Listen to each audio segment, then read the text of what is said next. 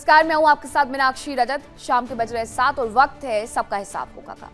बात करेंगे Donald Trump की, जो धमकियां तो भर भर के देते हैं, कभी ईरान तो कभी चीन को। लेकिन ट्रंप साहब जरा आंखें खोलिए और मिडिल ईस्ट की तरफ भी देख लीजिए। वो ईरान जिसे अमेरिका ने सालों साल कड़े प्रतिबंधों की बेड़ियों में जकड़ कर रखा, आज वही ईरान मिडिल ईस्ट में अमेरिकी सेना के लिए काल बना हुआ है।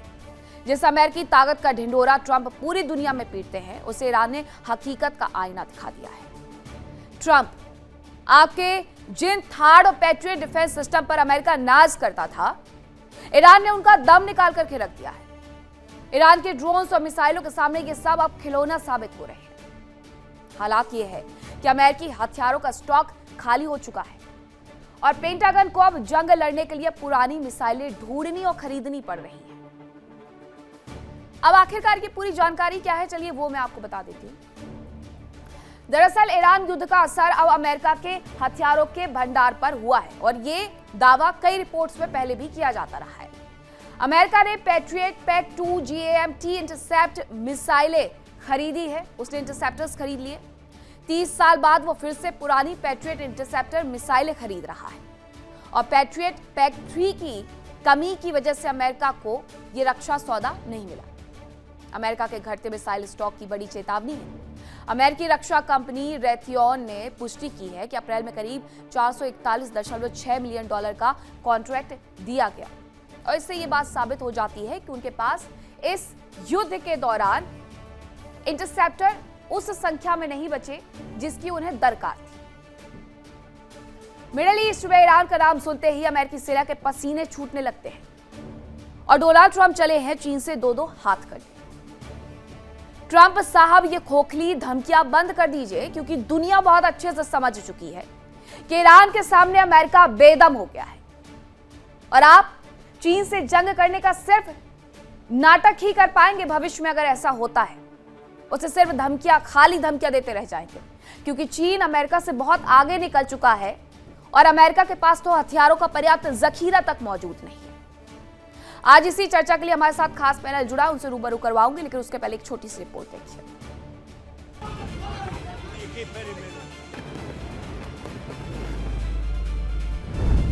ईरान से लड़ने का नहीं दम, चीन से जंग करने चले ट्रंप। हथियारों के पड़े लाले, ट्रंप खरीद रहे पुरानी मिसाइल। 30 साल बाद पैट्रियट का ऑर्डर, यूएस दबाएगा ट्रिगर। यूएस की युद्ध में हवा निकली, ट्रंप की दलाली नहीं चली। खाड़ी जंग में कर्ज का भार, यूएस करार रहा बार बार। दम दिखा रहा ईरान का महाबली, यूएस सेना में खलबली।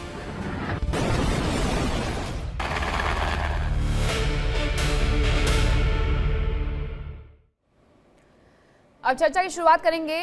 कौन कौन से मेहमान मेरे साथ जुड़े हैं आपका परिचय करवाऊंगी, लेकिन उसके पहले बड़ा सवाल यह है कि ईरान से युद्ध में बर्बादी झेलने के बाद ट्रंप क्या अपनी मानसिक संतुलन को भी खो बैठे हैं, जो चीन से लड़ने की धमकी दे रहे हैं? अब कौन कौन से मेहमान मेरे साथ जुड़े हैं आपको परिचय करवाती हूँ। मेरे साथ जुड़ रहे हैं कर्नल संजीत सिरोही, रक्षा विशेषज्ञ, दामोदर सिंह, भू राजनीतिक विशेषज्ञ और मौलाना असलम, ईरान मामलों के जानकार हैं। सभी मेरे साथ मौजूद है।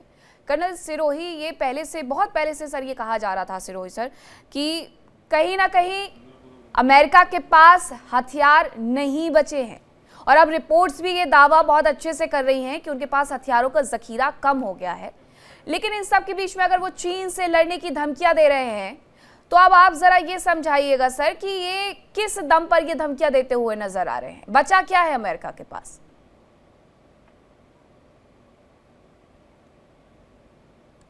कर्नल।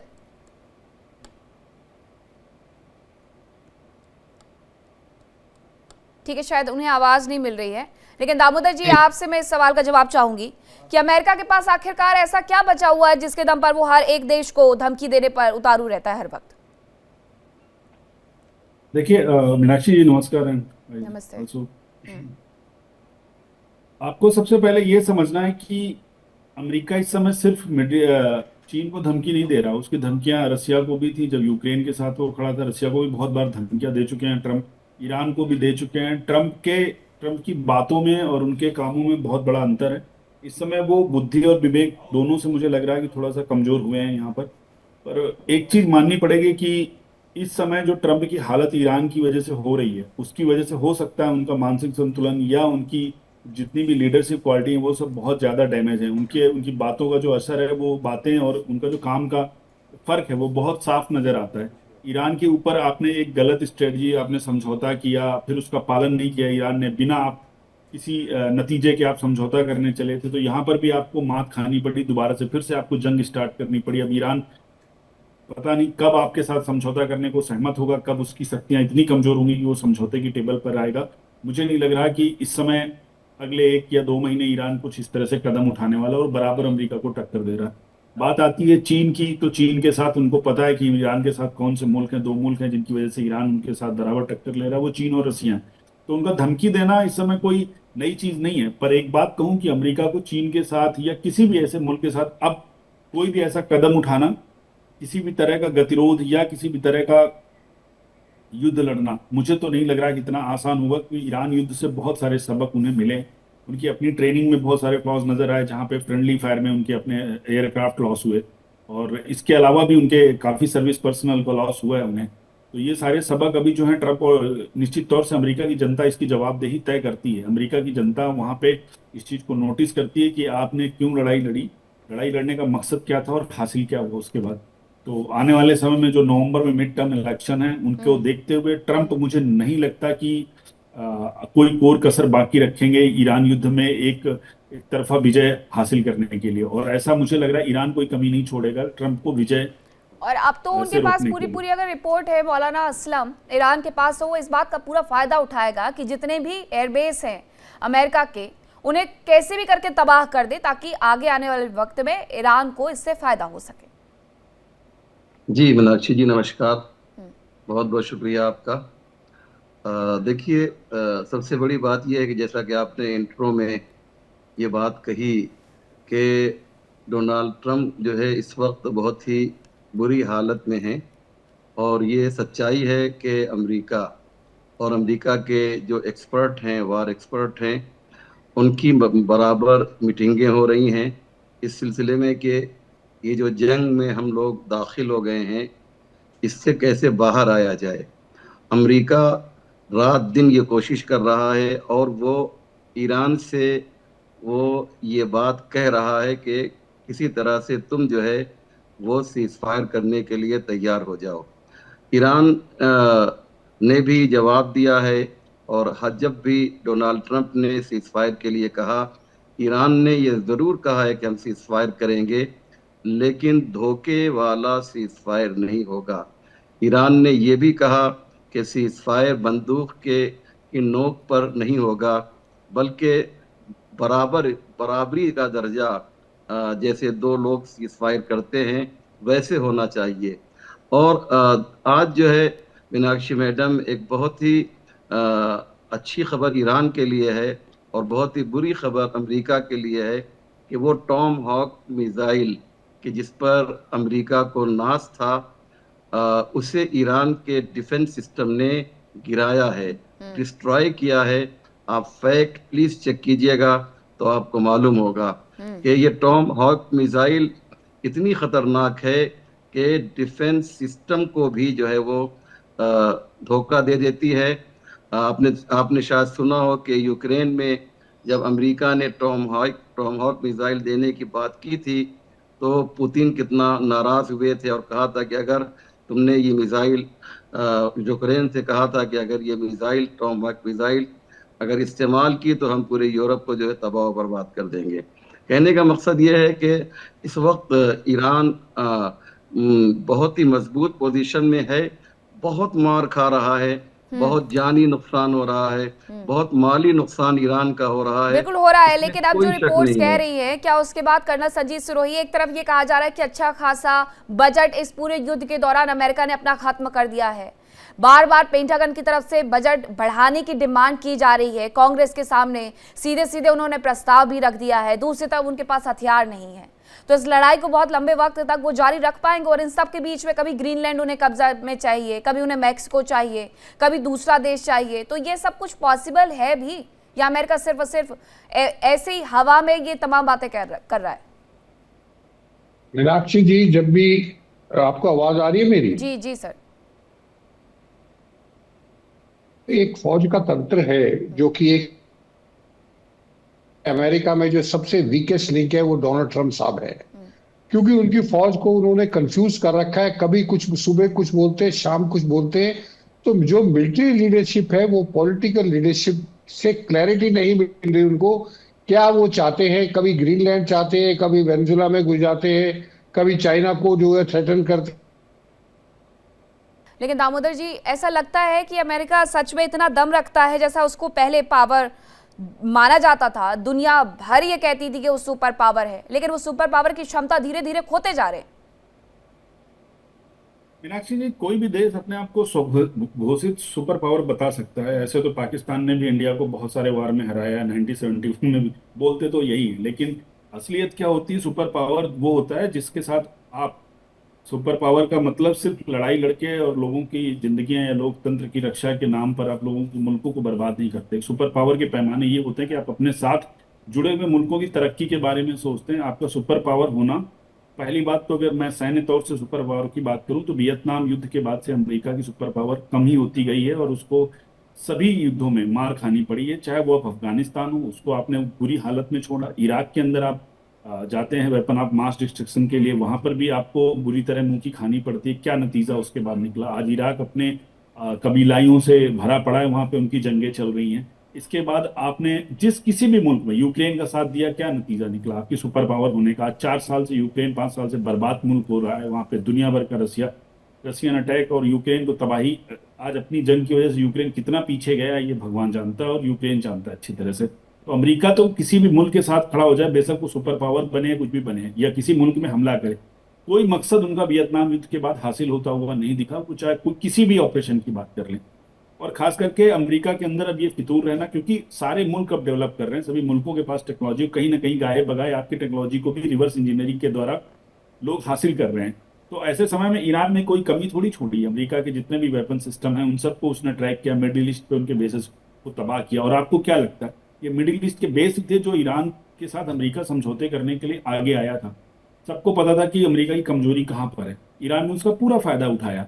बेशक ईरान के पास उतनी प्रिसाइज म्यूनिशन नहीं है, लेकिन इसके अलावा ईरान ने अपनी बैलिस्टिक मिसाइल का बहुत अच्छे से यूज़ किया और अमेरिका को मुंह की खानी पड़ी। यहाँ तो ये कहेंगे कि मिडिल ईस्ट के बेसिस के मामले में अमेरिका काफ़ी कमज़ोर साबित हुआ और उसका एयर डिफेंस सिस्टम काम नहीं कर पाया। तो कहीं ना कहीं सभी चीज़ों का तोड़ निकलता है। बाद में आप कोई भी टेक्नोलॉजी लाते हैं, थोड़े दिन बाद कोई ना कोई मुल्क उसके आगे खड़ा होता है। तो ईरान को समर्थन करने वाले देशों ने अमेरिका को दिखा दिया कि आपकी हर टेक्नोलॉजी का तोड़ है हमारे पास। ईरान युद्ध में मैं ये भी बता दूं, अमेरिका और चाइना के वेपन्स भी टेस्ट हो रहे हैं। ऐसा नहीं है कि वो पीछे खड़े हैं, कहीं ना कहीं उनकी टेक्नोलॉजी की टेस्टिंग भी चल रही है। आप सैटेलाइट इमेज की बात करें तो अभी सुनने में आया कि रसिया ने उसको बिल्कुल पिन पॉइंट ग्रिड रेफरेंसेस बताए, उनके जितने भी वेपन्स स्टेशन थे, रडार स्टेशन थे। तो अमेरिका इन सब चीज़ों में कहीं ना कहीं फेल होता हुआ दिखा। और इसके साथ साथ एक जो सबसे बड़ी बात है, उनके 3 फाइटर जेट फ्रेंडली फायर में मारे गए, डिस्ट्रॉयर हो गए। तो ये सब चीज़ें हैं, तो कहीं ना कहीं ऊहापोह में जो तैयारियां रही हैं उनका नतीजा है। और अमेरिका की कमजोर होती सैन्य शक्ति और सैन्य क्षमताओं का भी नतीजा है। कहने के लिए आप कुछ भी कहें, लेकिन ईरान के साथ आपकी जंग इतनी लंबी चली है, अमेरिका कहीं ना कहीं इस पूरे जंग में अपने आप को खोते हुए नजर आ रहा है। हर कोई ये सोच करके बैठा हुआ था मौलाना असलम कि ईरान से शायद वो जीत जाएंगे। अब दो देश ऐसे आकर के लड़ने की शुरुआत कर रहे हैं। एक सुपर पावर खुद को कहता है, सुपर पावर दुनिया के आधे देश उसे मान भी लेते हैं उसकी बात पर। एक देश ऐसा जिसने कभी कोई जंग हारी ही नहीं, तो सबको ये लगा था कि ईरान हार जाएगा, ईरान बहुत वक्त तक सरवाइव नहीं कर पाएगा और अयातुल्लाह अली खामनी के जाने के बाद शायद वो गम में डूब जाए। लेकिन हुआ इसके बिल्कुल उलट। अब अमेरिका भागने के रास्ते भी खोज रहा है और तमाम मिडिल ईस्ट की कंट्री को आपस में ही लड़वा करके जा रहा है। जी देखिए, इस जंग को जो अमेरिका और ईरान की है, आप 3 फेज में इसे तकसीम कर सकती हैं। पहला फेज जो 12 दिन की जंग थी, उसमें हमने देखा कि ईरान ने किस तरह से मुकाबला किया। और सेकेंड फेज जो है वो 40 डेज, और ये जो थर्ड फेज चल रहा है ये भी आपने देखा और दुनिया ने ये देखा कि किस तरह से एक छोटा सा मुल्क जो ईरान जिसका नाम है हर एतबार से अमेरिका से कमज़ोर है। लेकिन मीनाक्षी बहन, मैं आपको एक बात बताऊं कि जंग जो है वो असलहों से जीती जाती है, इसमें कोई शक नहीं है। लेकिन असलहों से ज़्यादा जंग जो है हिम्मत और जज्बों और ईमान से जीती जाती है।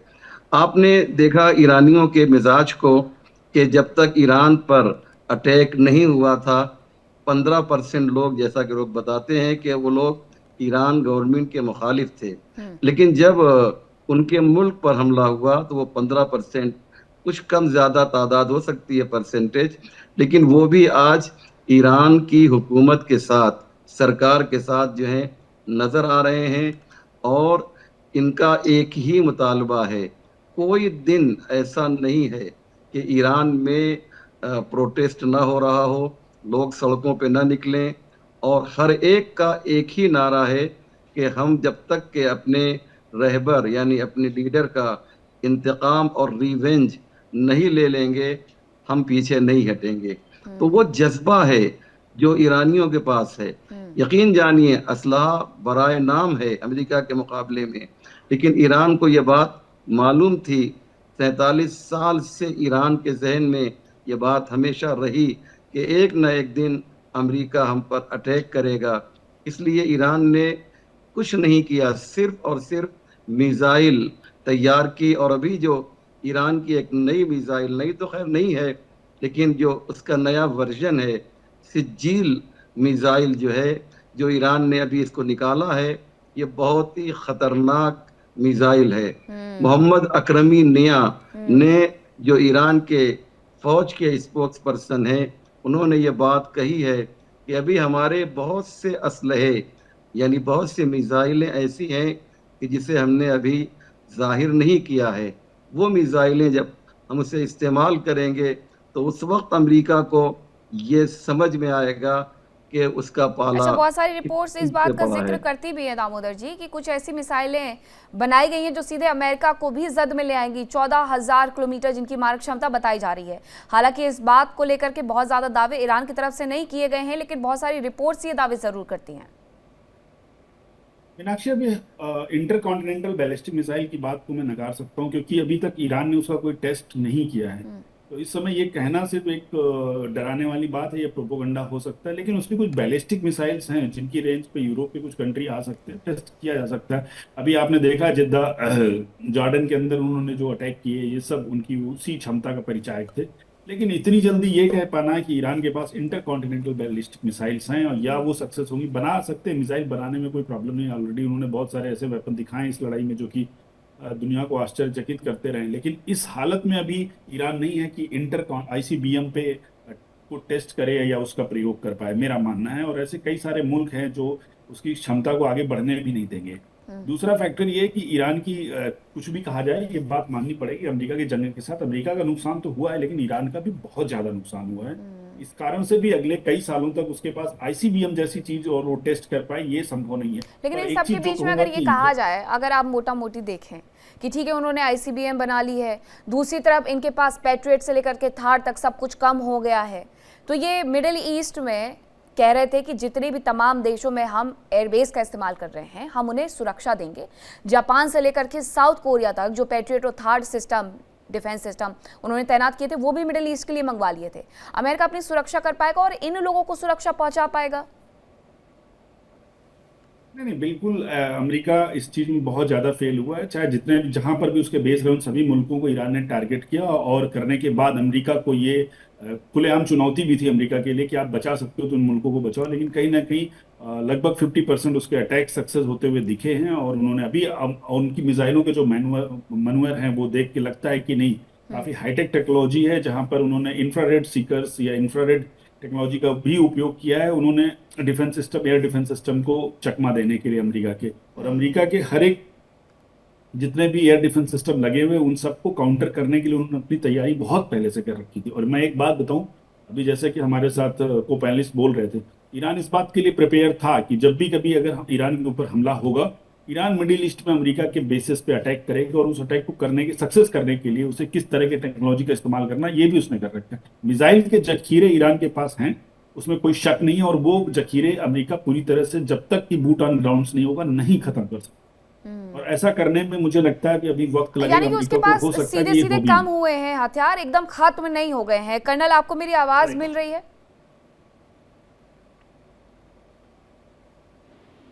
आपकी आवाज सुनाई दे रही है मेरे को? जी जी सर, बस माफी चाहूंगी कि आज आपकी आवाज बिल्कुल सही से कनेक्ट नहीं हो पा रही है, लेकिन मेरा सवाल आपसे ये है कि अमेरिका को लेकर के तमाम बातें ईरानी मीडिया के हवाले से भी तो आती रहती हैं कि वो पूरी तरीके से कमजोर हो गया है, पूरी तरीके से उसके हथियार खत्म हो गए हैं। ये भी तो बिल्कुल सही नहीं होगा कहना। देखिए मीनाक्षी जी, के जो दो पैनलिस्ट हैं दामोदर सिंह जी और वो दूसरे हैं, मैं उनकी बातें सुन रहा था। देखिए इसमें कोई दो राय नहीं कि अमेरिका के पास मिसाइलों की कमी है और उसकी वजह से जो है उन्होंने जो है पैट्रियट 2 जो मिसाइल है उसका 30 साल बाद ऑर्डर दिया है, क्योंकि इस हिसाब से टॉमहॉक मिसाइल जो है इस्तेमाल हुई है, तकरीबन 850 के करीब जो टॉमहॉक मिसाइल होगी और एक साल में क्षमता 85 से 90 तक मिसाइल बनाने की क्षमता है। तो इसमें कोई दो राय नहीं है। और अमेरिका ने जो उनके इंडो पैसिफिक में जो कंट्रीज थे जैसे साउथ कोरिया है, जापान है, बाकी जगह से उन्होंने ये लेके आ गए हैं और इसको यहाँ पे इस्तेमाल कर रहे हैं। तो अमेरिका की सिचुएशन जो है इतनी अच्छी नहीं है जितनी होनी चाहिए, जितने पावरफुल कंट्री है। लेकिन ये कहना कि जी अमेरिका बिल्कुल खत्म हो गया और अमेरिका कुछ नहीं कर पाएगा, ये भी बात गलत है। हम जो है ईरान को ज्यादा वेटेज दे रहे हैं, ईरान को ज्यादा वो दे रहे हैं और अमेरिका को कम दे रहे हैं। अमेरिका दुनिया का एक सबसे पावरफुल देश है, उसकी क्षमता बनाने की बहुत ज्यादा है, उसके जगह जगह बेसिस हैं, वहां से भी वो मिसाइल ला सकता है और चाहे वो थार्ड हो, चाहे टॉमहॉक हो, चाहे पैट्रियट मिसाइल हो। तो हमको ज्यादा वेटेज ईरान को नहीं देना चाहिए, हमको अमेरिका को भी उसकी मिलिट्री पावर को समझना चाहिए, नंबर 1। नंबर दूसरा ये है कि ईरान के अंदर भी बहुत नुकसान है। देखिए 12वीं 13वीं रात हो गई है जो लगातार हो रहे हैं। तो ये कहना कि जी जज्बा जरूर है, मैं ये नहीं कहता, ईरान के लोगों में बहुत जज्बा है और मेरे को लगता है कि दुनिया में शायद ईरान ही अकेला एक देश है जो कि अमेरिका के मुकाबले में खड़ा है और लड़ रहा है। बाकी देशों में तो इतनी हिम्मत भी नहीं है कि डोनाल्ड ट्रंप के सामने वो कुछ बोल भी पाए। तो वो बात सही है, लेकिन अभी तक जो सबसे बड़ी सोचने की बात है वो ये है कि ये जो मिसाइलें अगर अमेरिका इतना इस्तेमाल कर देगा और जिस तरीके से चाइना साउथ चाइना सी में एग्रेसिव पोस्चर दिखा रहा है, फिलीपींस की जो बोट्स हैं, जो फिशरमैन हैं, उनके ऊपर कैनन से जो है पानी डाल रहे हैं और उनको जो है अंदर नहीं जाने दे रहे। बिल्कुल, ये उनके लिए कहीं ना कहीं ईरान तो के लिए प्लस लगता है पॉइंट तो है। बिल्कुल, मुझे लगता है कि ये सारी चीजें जो है इनको आगे आने वाले समय में ईरान की और अमेरिका की जो लड़ाई चल रही है वो तो ठीक है, लेकिन आने वाले समय में चाइना का थ्रेट जो है अमेरिका के ऊपर वो ज्यादा है और अमेरिका को चाइना को थ्रेट को भी अपने ध्यान में रखना चाहिए और अपनी जो मिसाइल्स को रिप्लेनिशमेंट जल्दी से जल्दी करनी चाहिए। मीनाक्षी जी। मौलाना असलम, अब इसके बाद अमेरिका को लेकर के क्या रुख रहने वाला है ईरान का? ईरान कहीं और तेज हमले तो नहीं करने वाला जब वो ये जान गया है कि पैट्रियट थर्ड डिफेंस सिस्टम उनके अब कम होते जा रहे हैं? तो इस वक्त मिडिल ईस्ट में ज्यादा हमले करना मतलब ज्यादा जल्दी विजय की तरफ बढ़ जाना। देखिए ईरान ने हमेशा एक बात कही है कि टिट फॉर टैट, तुम जैसे हमारे ऊपर हमला करोगे हम भी वैसा ही हमला तुम पर करेंगे। और हमने इस जंग में ये देखा कि जिस तरह से अमेरिका ने ईरान पर हमला किया, ईरान ने भी उसी तरह से जवाब दिया। अगर ये खबर जैसा कि आपने कहा है और बहुत से चैनल पे मैं सुन रहा हूँ कि अमेरिका में जो असलहे हैं वो कम पड़ गए हैं और जो ज़ख़ीरा है वो कम होता जा रहा है, अगर ये खबर सही है तो एक न एक दिन आप ये देखिएगा मैडम कि अमेरिका को पीछे हटना होगा और वो ईरान की शर्तों पर सीज़फायर के लिए आगे बढ़ेगा और उसके बाद ईरान एक बहुत बड़ी ताकत बनकर मिडिल ईस्ट की, मैं दुनिया की नहीं कह रहा हूँ, मिडिल ईस्ट की, वेस्ट एशिया की एक बड़ी ताकत बनकर ईरान उभरेगा और ईरान पर वर्चस्व जो है वेस्ट एशिया में कायम होगा और अमेरिका को शायद मिडिल ईस्ट छोड़कर जाना होगा, क्योंकि अरब जो कंट्रीज़ हैं उन्हें ये बात मालूम हो गई है कि अमेरिका सिर्फ और सिर्फ इज़राइल की मदद करता है, इज़राइल का हामी है, इज़राइल का दोस्त है। जो कुछ भी उसको हमसे मोहब्बत थी वो सिर्फ ज़ाहिरी थी, वो शो ऑफ था और वो दिखावा था। इसलिए अब ऐसा लग रहा है कि कुछ दिनों में स्टेप बाय स्टेप अमेरिका को मिडिल ईस्ट से जाना होगा और फिर एक अच्छा माहौल वेस्ट एशिया में कायम होगा बगैर अमेरिका के। ठीक है, अब देखते हैं कि आगे आखिरकार इस युद्ध में और कौन सा मोड़ अमेरिका के लिए और ईरान के लिए आता है। बहुत धन्यवाद आप सभी का मेरे साथ जुड़ने के लिए, मेरे साथ चर्चा में शामिल होने के लिए। देखिए इंडिया डेली 24/7 अब आपकी स्मार्ट टीवी पर। इंडिया डेली मौजूद है सभी डिजिटल प्लेटफॉर्म पर लाइव और लगातार। इंडिया डेली 24/7 हर दिन राष्ट्र को समर्पित।